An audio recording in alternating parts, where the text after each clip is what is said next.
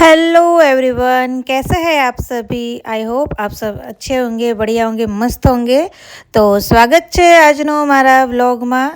તો મારા હસબન્ડજી ગઈકાલે રાત્રે લાવ્યા હતા ફ્લાવર્સ, કારણ કે મને ફ્લાવર ખૂબ જ પસંદ છે। તો એ પછી તો રોજ આપનું રૂટીનનું કામ, કપડાં ધો, વાસણ ઘસો, ખાઓ पियो ने आराम करो। तो शाम को मैं निकल गई थी सब्जी लेने के लिए, कारण के मारे बनावी हती पाव भाजी अने शिमला मिर्ची घरे हती नहीं। अगर मेरे रियल लाइफ के वीडियोस पसंद आ रहे हो तो चैनल को सब्सक्राइब करो और वीडियो को लाइक करो। आज मैं आप सबको बताऊंगी कि ऐसा कौन सा स्पेशल इंग्रेडिएंट डालने से पाव भाजी बहुत ही मस्त, बिल्कुल बाहर जैसी बनती है।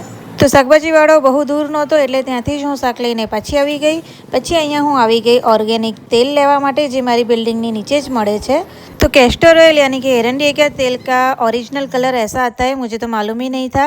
फिर घर आके मैंने आलू उबालने को रख दिए અને પછી થોડુંક શાકભાજી જેમ કે કોબીજ, ફ્લાવર, એકાદું રીંગણ અને થોડા વટાણા, આ બધું જ મેં બોઇલ કરવા માટે રાખી દીધું। तो सब्जियां जब तक पक रही है तब तक आइए हम मसाला बना लेते हैं। अदरक, लहसुन, हरी मिर्ची और प्याज को बारीक क्रश कर लिया। એ પછી એક પેનમાં કર્યું તેલ ગરમ અને થોડું બટર મારી પાસે પડ્યું હતું, એ મેં એડ કરી દીધું।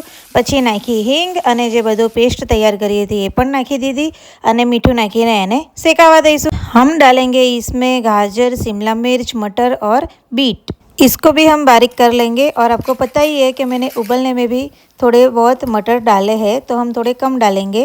तो आ रीते तेल छूटू ना पड़े ત્યાં સુધી આ બધો મસાલો શેકવાનો છે, थोड़ी पेशेंस रखवी पड़શે।